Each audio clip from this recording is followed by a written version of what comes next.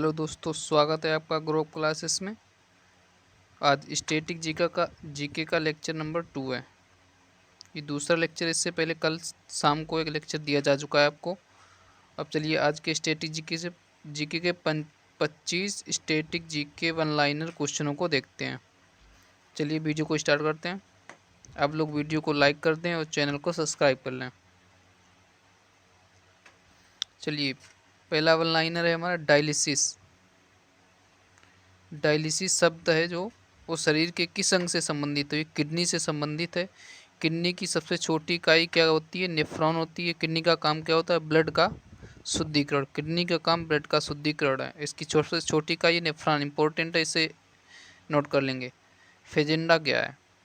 फेजेंडा काफ़ी के बागान है। जो ब्राज़ील के बागान हैं, काफ़ी के ब्राज़ील में है, ये उनके बागानों को फेजेंडा कहते हैं।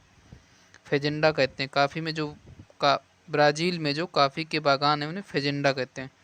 चलिए अगला क्वेश्चन देखते हैं। कितने राज्यों में विधानमंडल है? विधानमंडल 6 राज्यों में है। तेलंगाना का गठन कब हुआ था? तेलंगाना का गठन 2 जून 2014 को हुआ था। चलिए अगला देखते हैं। ओलंपिक समिति का मुख्यालय कहाँ है? ओलंपिक समिति का मुख्यालय लुसाने, स्विट्जरलैंड में। इसकी स्थापना 23 जून 1894 को हुई थी।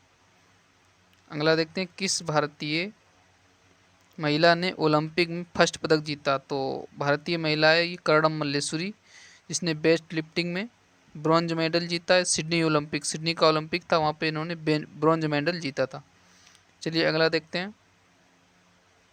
चौथी बौद्ध संगीति कहाँ हुई थी? चौथी बौद्ध संगीति हुई थी कुडनकुलम, जम्मू कश्मीर के अंदर। और चौथी बौद्ध संगीति के अध्यक्ष कौन थे? वसुदेव थे। और इसके उपाध्यक्ष कौन थे? अश्वघोष। ये इंपॉर्टेंट है उपाध्यक्ष वाला, इसे आप लोग याद रखेंगे उपाध्यक्ष का। चलिए देखते हैं आगे।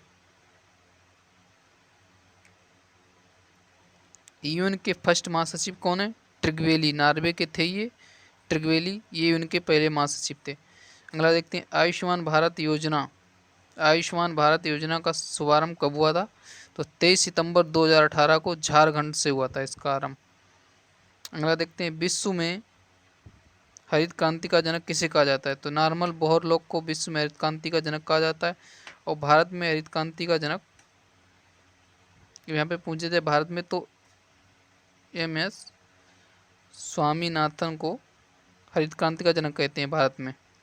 अब चलिए देखते हैं। ये दिया गया है, भारत में हरित क्रांति का जनक किसे कहते हैं? MS स्वामीनाथन को कहते हैं। प्रेसिडेंट नेक्स्ट है। प्रेसिडेंट के निर्वाचन में कौन कौन शामिल होता है इसका? तो इसमें होता है elected MP, elected MLA। MP और MLA जो इलेक्टेड होते हैं, निर्वाचित होते हैं, जो निर्वाचित होते हैं MP और MLA, वो भाग लेते हैं। और इसका आर्टिकल है आर्टिकल 52, राष्ट्रपति का आर्टिकल 52 है। अगला देखते हैं। भारत का फर्स्ट गवर्नर जनरल, भारत का पहला गवर्नर जनरल था विलियम बेंटिक। और भारत का फर्स्ट वायसराय कौन था? कैनिंग था। अगला देखते हैं। स्थायी बंदोबस्त व्यवस्था किसने शुरू की? तो स्थायी बंदोबस्त कॉर्नवालिस ने शुरू की, जिसे सिविल सेवा का जन्मदाता भी कहा जाता है। कॉर्नवालिस को सिविल सेवा का जन्मदाता कहा जाता है। अगला देखते हैं। महलवाड़ी व्यवस्था, ये हॉल्ट मैकेंजी ने शुरू की। और रैयतवाड़ी व्यवस्था रीड और मुन्नर, रैयत आर से रीड याद रखेंगे। रैयत से रीड, इस तरह से आपको याद रखना है। अगला देखते हैं। गुलामगिरी पुस्तक किसने लिखी? तो महात्मा ज्योतिबा फूले ने गुलामगिरी पुस्तक लिखी। और ज्योतिबा फूले को ही सत्यशोधक समाज का संस्थापक माना जाता है। सत्यशोधक समाज का संस्थापक ज्योतिबा फूले को माना जाता है। ये महाराष्ट्र से संबंधित है। अगला देखते हैं। पहला पृथ्वी सम्मेलन कब हुआ था? तो पहला पृथ्वी सम्मेलन 1992 में रियो ब्राज़ील में हुआ था। रियो ब्राज़ील में हुआ था। अगला देखते हैं प्रश्न। भारतीय मानक समय रेखा किन राज्यों से गुजरती है? तो भारतीय समय रेखा है जो इलाहाबाद के नैनी मिर्ज़ापुर से गुजरती है। 82.5 डिग्री पूर्वी देशांतर है। ये 5 राज्यों से होकर गुजरती है। छत्तीसगढ़, आंध्र प्रदेश, मध्य प्रदेश, उत्तर प्रदेश, उड़ीसा। याद रखेंगे नहीं, छत्तीसगढ़, आंध्र प्रदेश, मध्य प्रदेश, उत्तर प्रदेश, उड़ीसा। अगला देखते हैं कर्क रेखा कितने राज्यों से गुजरती है, तो कर्क रेखा 8 राज्यों से गुजरती है। गुजरात, राजस्थान, मध्य प्रदेश, छत्तीसगढ़, झारखंड, वेस्ट बंगाल, त्रिपुरा, मिजोरम, इतने राज्यों से होकर गुजरती है कर्क रेखा, जिसे आप लोग याद करते हैं मित्र पर गमछा झाड़ से। इसकी ट्रिक आप लोग याद करते हैं मित्र पर गमछा झाड़, लेकिन वो ट्रिक आपको याद तो दिला देगी कि ये राज्य हैं, लेकिन जब इसका सीक्वेंस पूछा जाएगा तब आप लोग इसमें फंस जाएंगे। इसलिए इसी तरह से याद रखेंगे जैसे हमने आपको बताया, गुजरात, राजस्थान, मध्य प्रदेश, छत्तीसगढ़, झारखंड, वेस्ट बंगाल, त्रिपुरा और मिजोरम।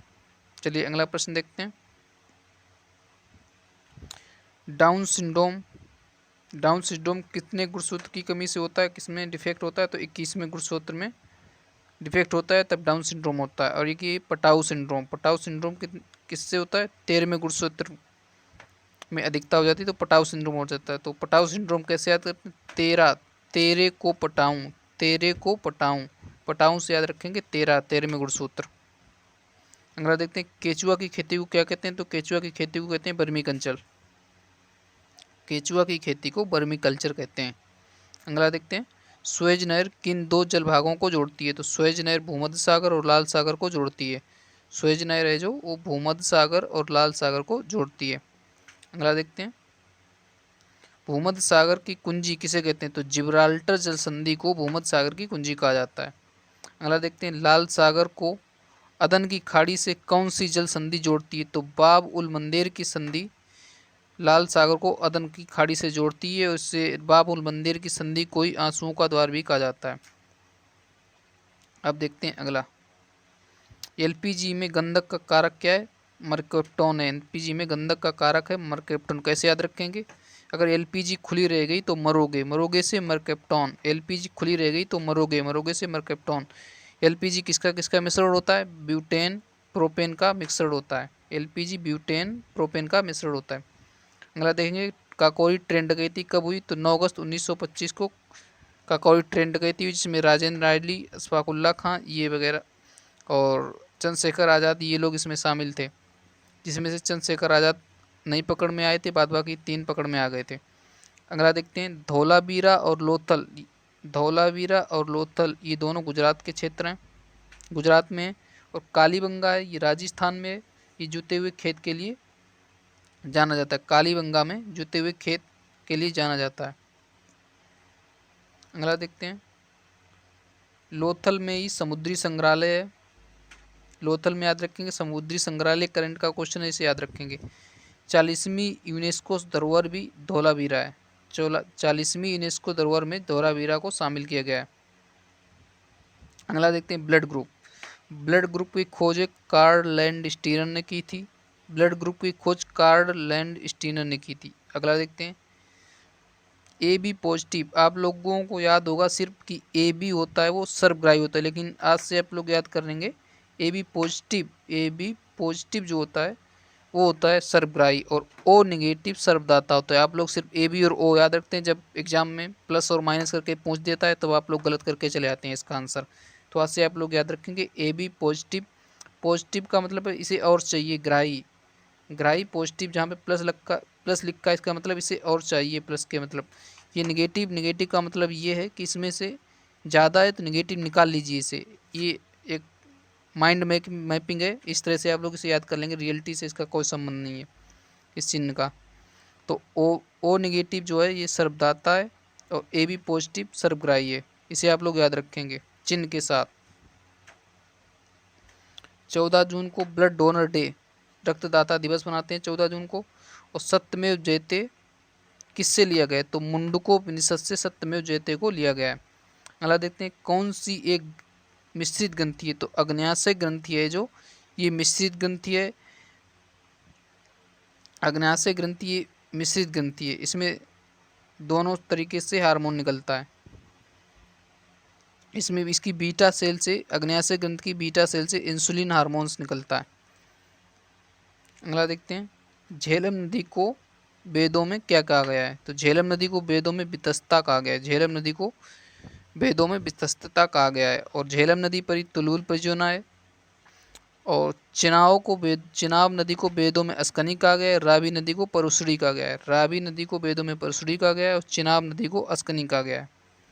अब देखते हैं अगला, मुद्रा राक्षस विशाखदत्त की पुस्तक है। कादम्बिनी के लेखक कौन है? बाणभट्ट। इसमें हर्षवर्धन के जो बाणभट्ट हैं ये हर्षवर्धन के दरबारी कवि थे और इन्होंने कादम्बरी की रचना की। कादम्बरी के लेखक हैं बाणभट्ट, मुद्रा राक्षस के हैं विशाखदत्त।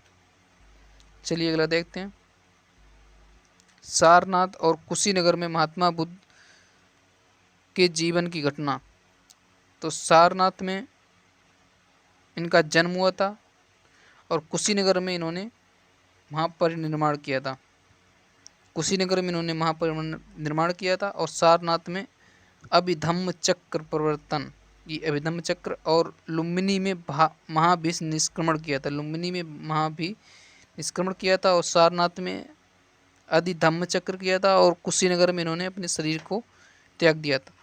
तो कैसी लगी आपको ये क्लास, कमेंट बॉक्स में ज़रूर बताएंगे। अगर वीडियो को अच्छा लगा आपको तो वीडियो को लाइक करेंगे और चैनल को सब्सक्राइब कर लेंगे। इसी तरह की वीडियो पाने के लिए आप लोग हमारे चैनल के बेल आइकन को प्रेस कर लेंगे, जिससे आपको इसी तरह की आने वाली वीडियो का नोटिफिकेशन मिलता रहे। और मिलते हैं नेक्स्ट वीडियो में, तब तक के लिए Jai Hind, thank you, bye bye.